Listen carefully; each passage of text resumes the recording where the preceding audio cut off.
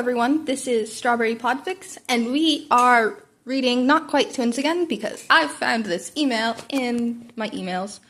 That made no sense. This is Not Quite Twins by Lunar Heartwood, Chapter 10. Trigger warning.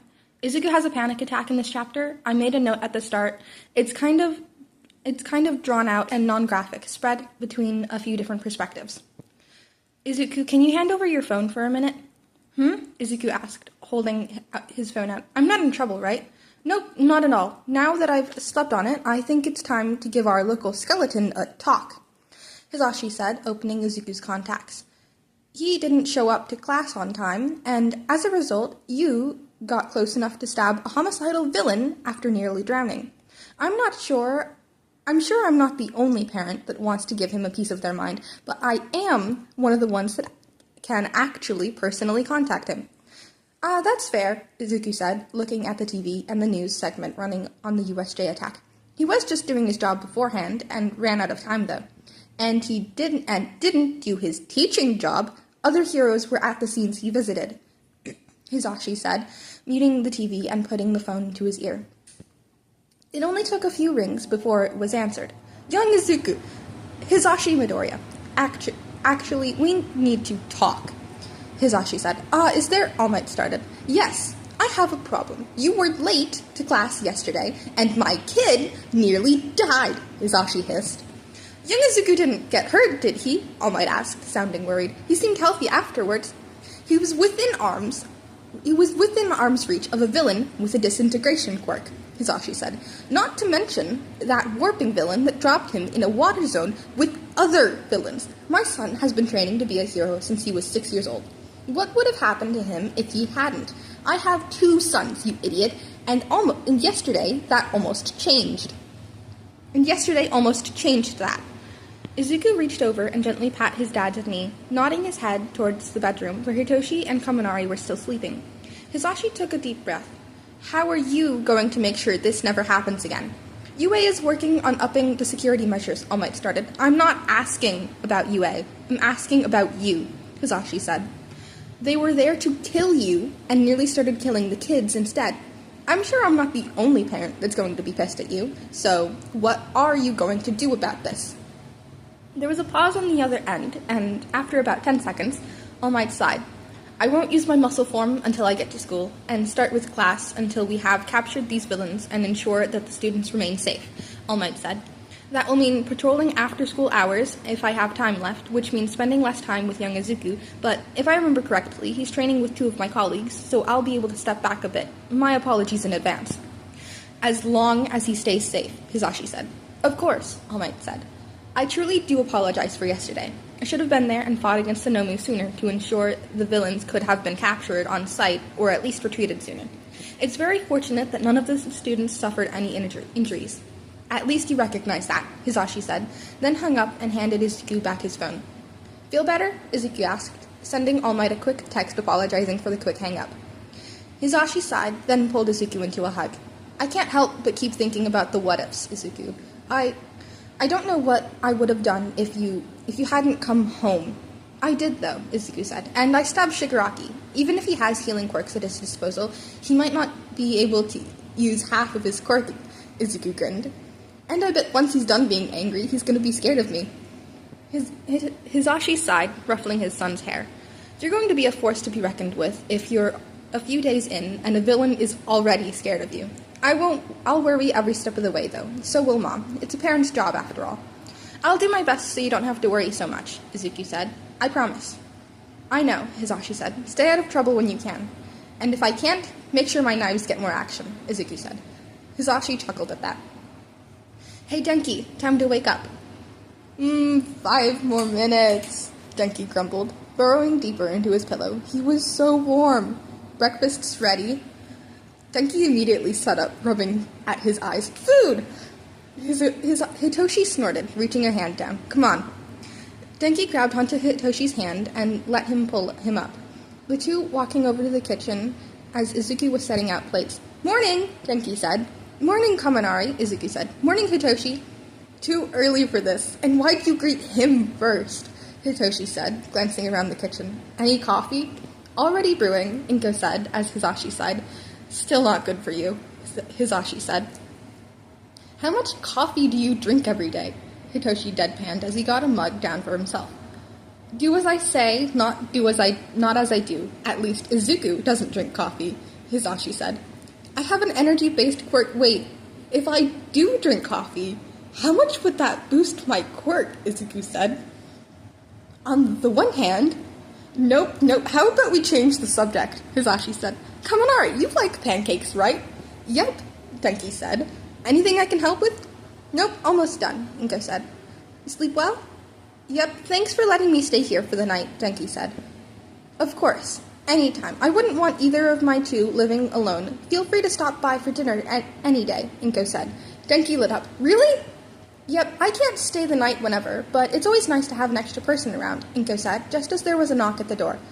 Everyone looked that way. Are we expecting anyone? Hisashi asked.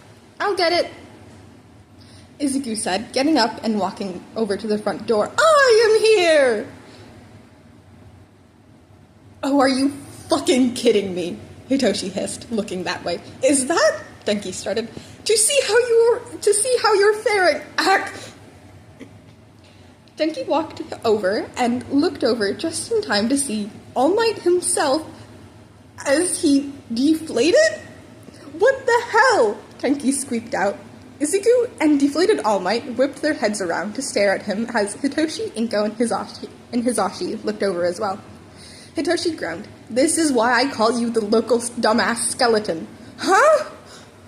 That's 4 of my classmates in the last 24 hours, Izuku said, slamming his head against the table as Denki just stared at All Might, looking around at the Midoriyas as if confirming that he wasn't going insane. God damn it, All Might, you are horrible at keeping secrets. How have you kept this from all of Japan so far? I'm usually much better about this, All Might sighed, sipping at the apple juice given to him, eyeing the plates. The fact that he couldn't eat that delicious-looking and smelling solid food shone in his eyes, eating at him. Don't mind that random, vivid description. I personally laughed. How the hell did you guys find out? Denki asked, looking directly at Izuku. He's our teacher! Yeah, long story short, I saw him deflate last year. I was there for it, Hitoshi said. We later dragged him into meeting us as well, Inko said. And now he knows where we live and worries about the kids sometimes, Hisashi said, glaring at All Might, almost as if daring him to argue against their spontaneous implied lies. That's weird, not gonna lie, Denki said. And we've gotten used to it, Hisashi shrugged. Okay then, Denki said, taking a bite of his food. Are you eating too? Hitoshi snorted at that. He can't. What do you mean he can't? Denki asked. I have a hard time eating solid foods, All Might said. I was injured badly a few years back. Destroyed my stomach. Ouch, Denki said.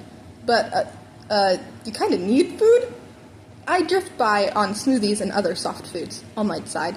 There was another knock on the door, and Izuku's eye twitched. I swear to God, who is it this time? Izuku muttered, getting up. I'll get it and send them away, Hitoshi said, walking over to the front door and pulling it open, blinking twice before shutting the door. Small explosive pops immediately heard after.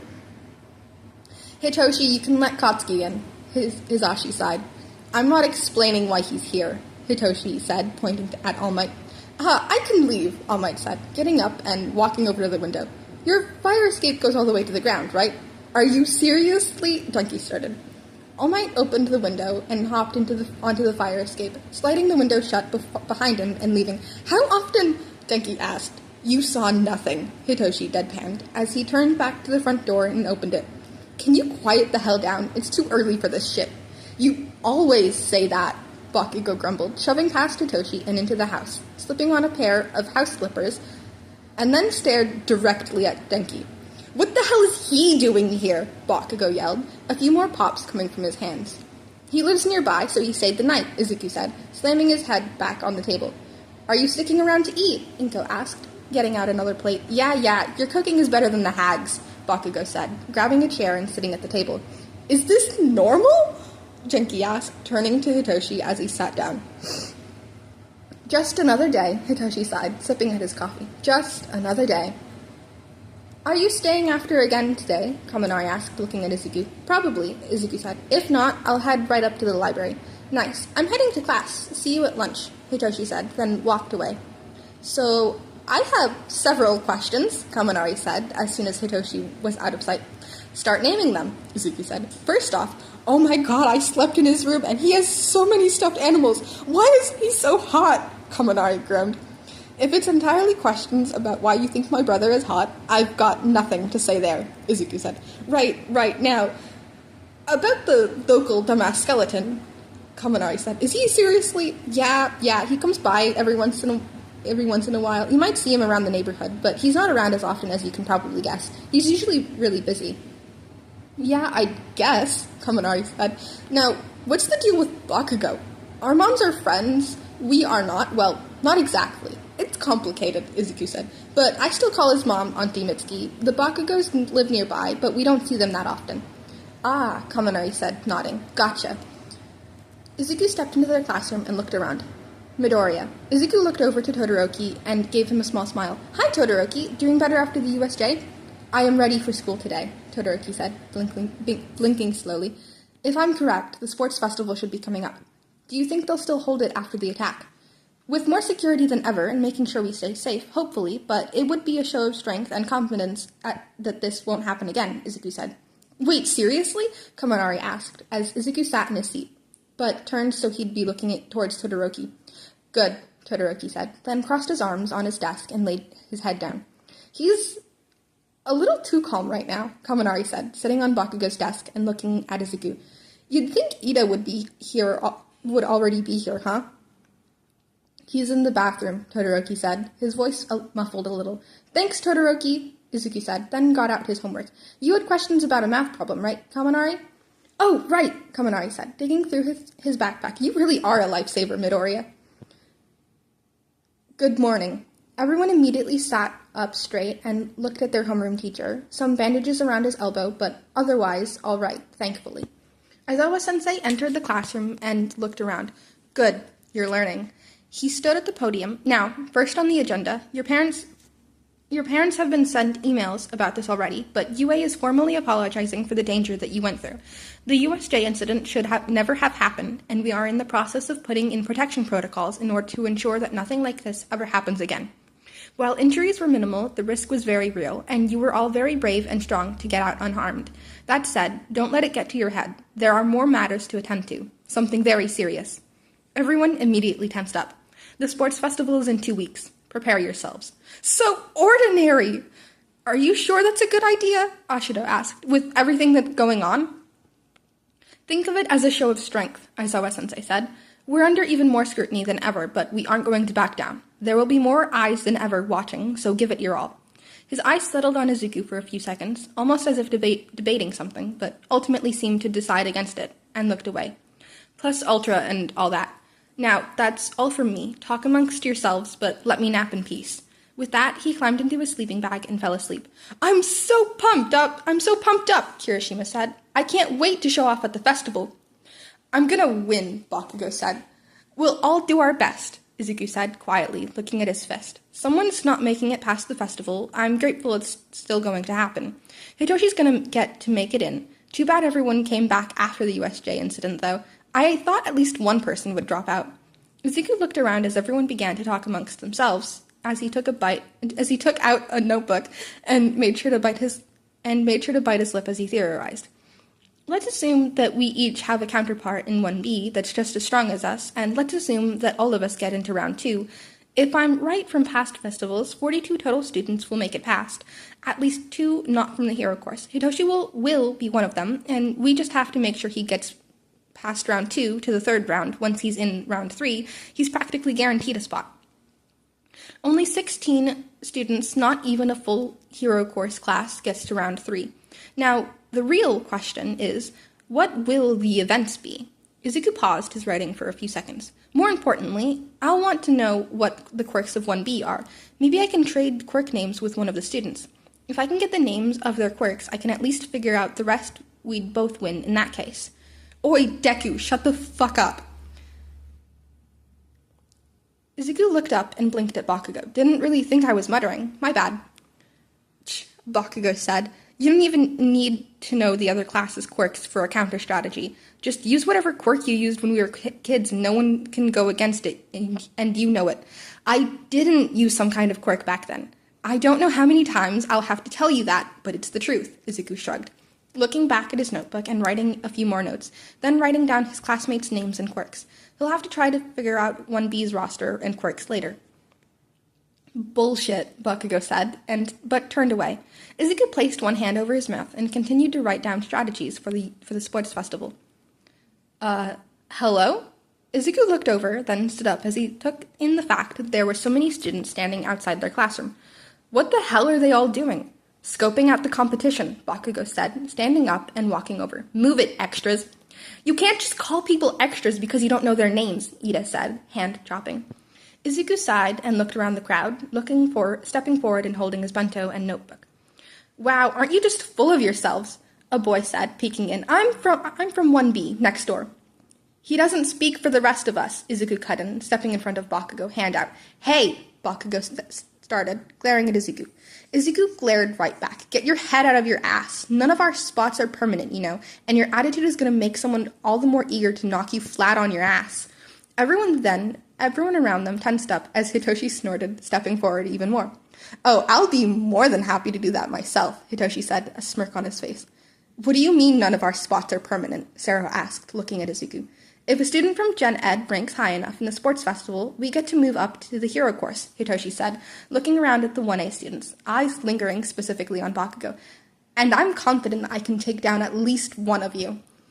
Izuku chuckled a little at that, and Hitoshi sighed, looking at him. You can at least try to take me seriously, Izuku, Hitoshi said, causing most people to startle at that, and most members of 1A to remember why this boy looked familiar.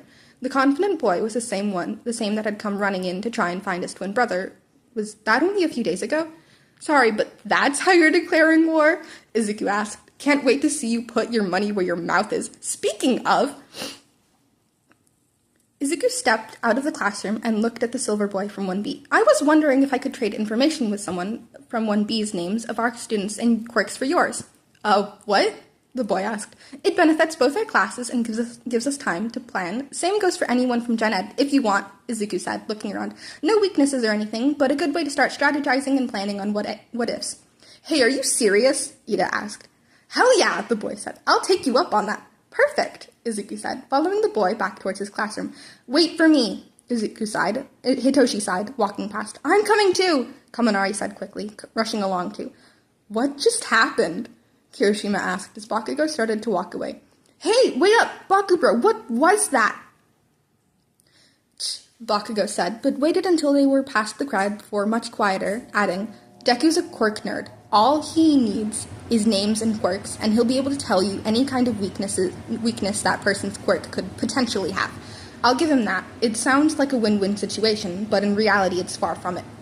Oh, that's really clever. You'd never know, Kirishima said, as the two walked towards lunch, most of their classmates following.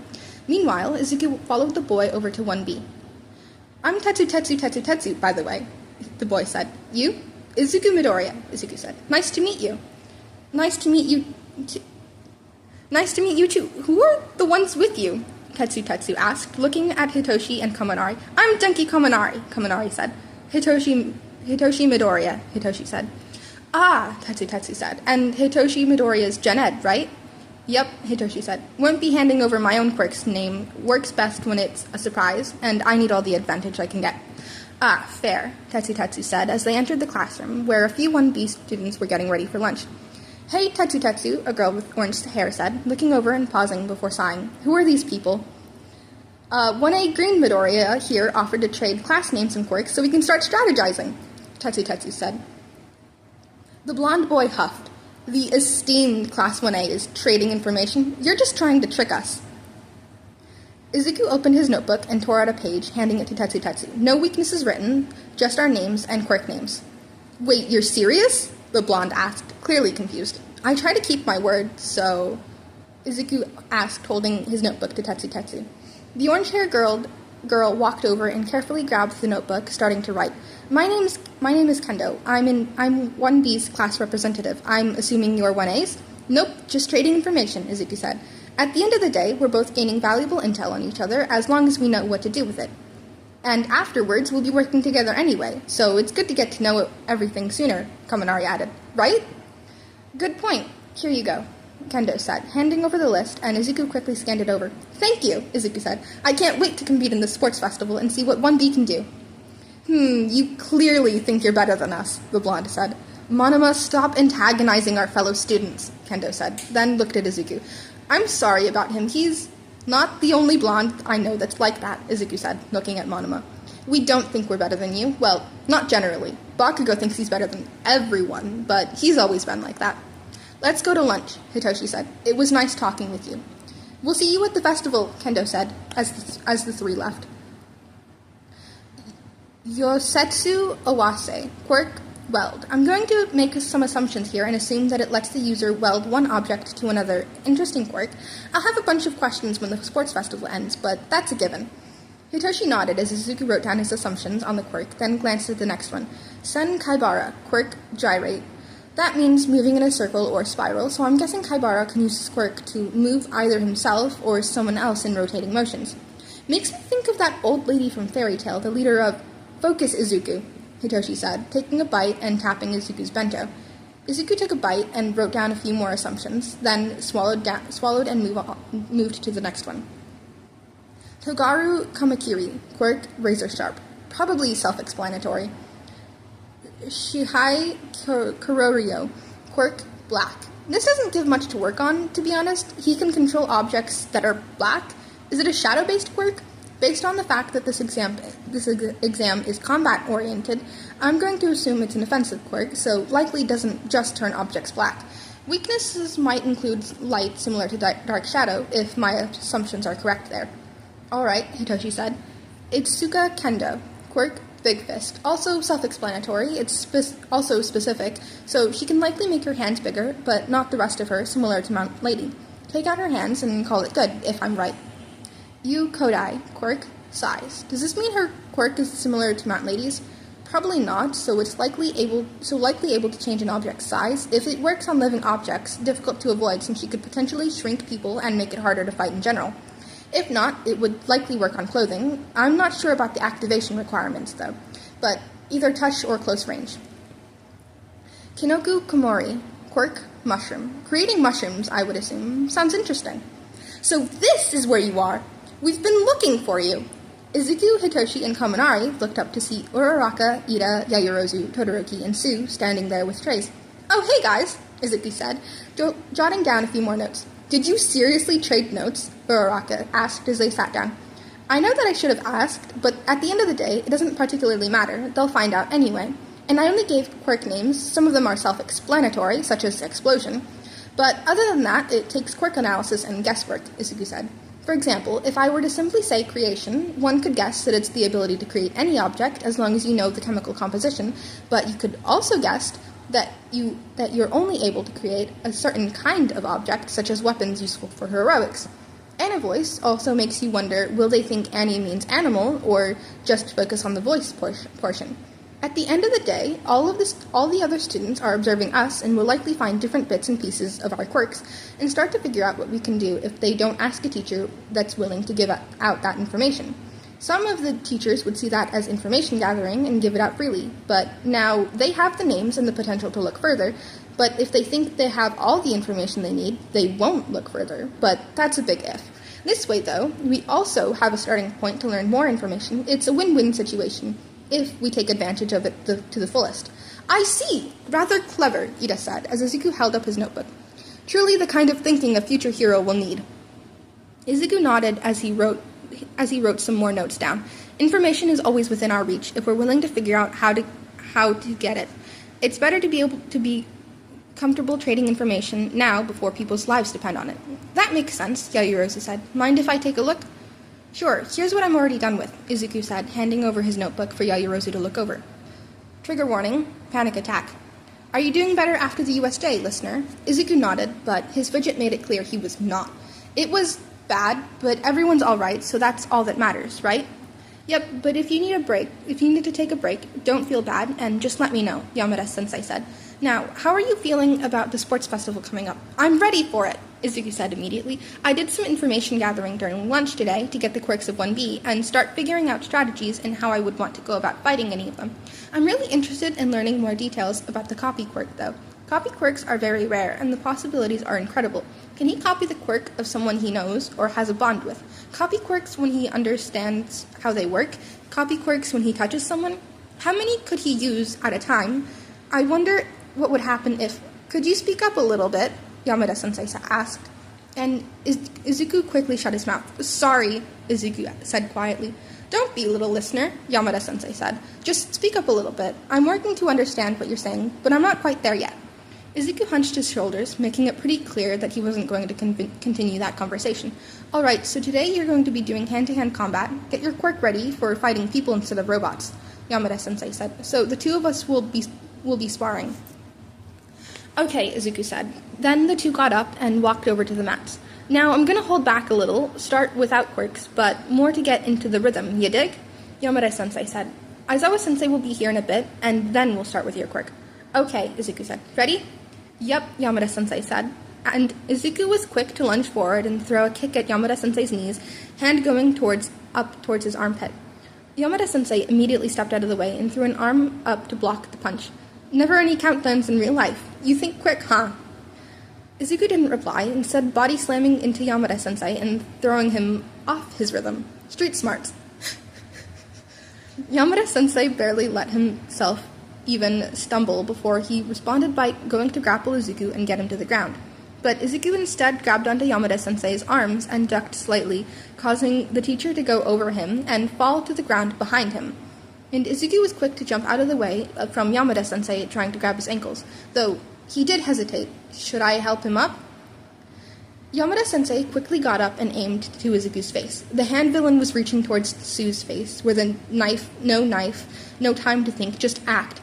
Before Izuku could even comprehend what he was doing, he was hitting once, twice, 3 times in specific spots on Yamada-sensei's arm. Then, before Yamada-sensei could realize what was happening, he was hitting certain points on the teacher's back, sending him to the ground. When Izuku finally snapped out of it, he was standing over a very confused Yamada-sensei, who was freaking out a bit. What? Yamada-sensei mumbled. I can't move. Izuku stumbled away. I'm sorry. Hey, do you mind telling me? Yamada-sensei started, but Izuku was still backing away. I'm so sorry. I shouldn't have. Sorry, Izuku said, starting to hyperventilate. The corners of his vision starting to go black as he backed against something. Was that Aizawa-sensei? Was that someone else? A mat? What? Izuku curled in on himself, dropping to the ground as his hands flew up to protect his head. I just attacked a teacher, a pro hero. I'm gonna be expelled. I'm gonna be arrested. I can't believe I did that. I can't believe I did that. I can't believe I did that. I'm so sorry. I'm sorry. Aizawa was quick to get Green Midoriya lowered to the ground as the boy had a full-blown panic attack. Then he looked over at Yamada. Are you all right? He asked. Can't move. Wait. Now I can, Yamada said, slowly getting up and hissing as he cracked his back sitting up. Then looked at Green Midoriya. Hey, listener, everything's fine. I'm fine. You're fine. Everything's... Green Midoriya's quirk suddenly sparked slightly, but Aizawa was quick to turn his quirk off. His brother's in the library after school, right? Yamada asked, quickly taking out his phone and dialing Cementos. That makes sense, I think. Hitoshi sighed as he gave Denki a tired, almost fond look. Yeah, well, when you're around Izuku for long enough, it'll make more sense, I promise. I hope so, Denki said, glaring at the paper, almost like it was offending him. Or maybe there shouldn't be equations in quirk analysis when figuring out how someone's quirk works. Hitoshi shrugged. It makes sense if you think about it. He tapped a few different variables. You have to take into account different resistances and how much someone's quirk can affect that when active versus deactivated. He pauses for a few seconds, then looked at Denki. In fact, you probably subconsciously realize all of this. No way, Denki said. Okay, then think like this. Who's more likely to get hurt by your lightning? Me or Izuku? You, Denki said immediately.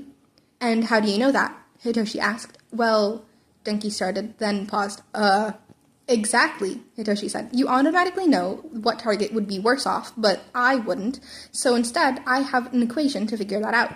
although I probably wouldn't. Oh, Denki said. Is that equation the same for everyone?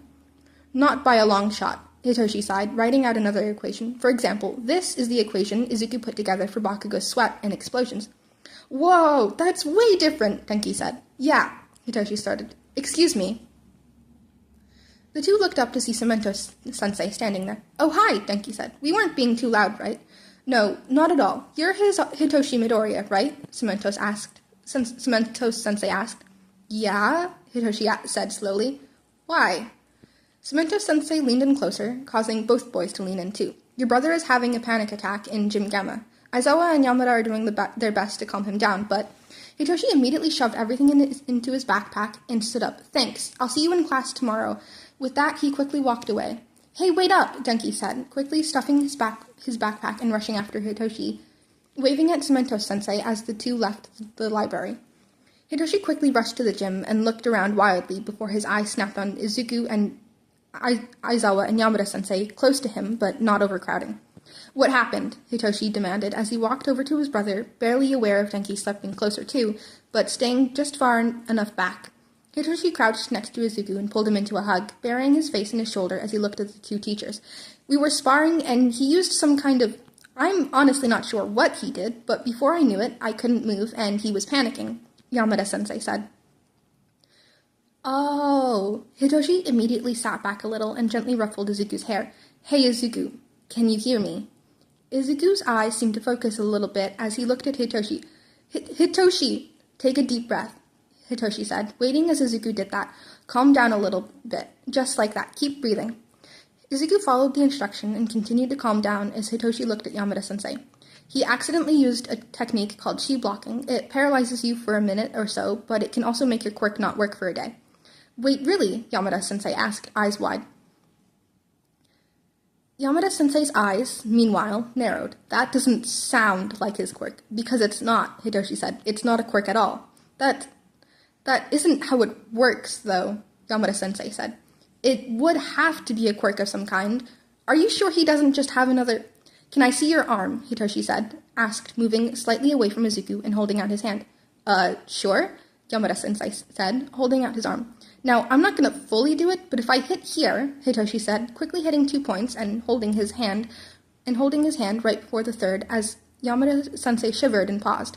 If I hit this last point, your arm will stop working. That's not my quirk, and I'm adopted, so it can't be some kind of weird bio-twin thing. I'm sorry, Izuku whispered, and everyone immediately looked at him. Don't be sorry, I'm fine, Yamada-sensei said. That's a very rockin' technique, though.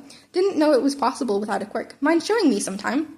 Sure, Izuku said, slowly standing up, his knees shaking. Another time, though. We're heading home, Hitoshi said, carefully putting an arm around Izuku's shoulders. I'm fine, though. Izuku started. I'll see you in class tomorrow and check in to see if you're feeling better. No point in continuing training today, Aizawa-sensei said. But, Izuku started, training when you aren't in the right mindset can be dangerous, especially with a quirk like yours, Aizawa-sensei said. Recovery Girl would not appreciate having to see you because of unsafe training. Izuku hunched on himself at that. Let's go home. Take a nap or something, Hitoshi said. Is your backpack in the locker room? Izuku nodded. I'll carry it while you change, Hitoshi said, then gently guided Izuku away, looking at Denki. You saw nothing. I saw nothing, Denki agreed, nodding. Good, Hitoshi said, walking out of the gym, guiding Izuku and Denki following. Thank you for having me, Denki said as the three stepped into the Midoriya household. Of course. Thanks for carrying Izuku's bag, Hitoshi said, guiding Midoriya, who had been pretty much gone silent and barely responsive, into the house and shrugging off his shoes. No prob. Anything I can do to help? Denki asked. Can you set the backpacks in the living room? Hitoshi asked, stepping on the back of Midoriya's shoes, prompting the green to take his shoes off. I'll get him to his room, then we can keep working on homework. Sure, Denki said, taking his shoes off and heading into the living room, carefully sitting down on the couch and trying not to think about what had happened. First off, damn, he was simping over Hitoshi real bad, but that's nothing new.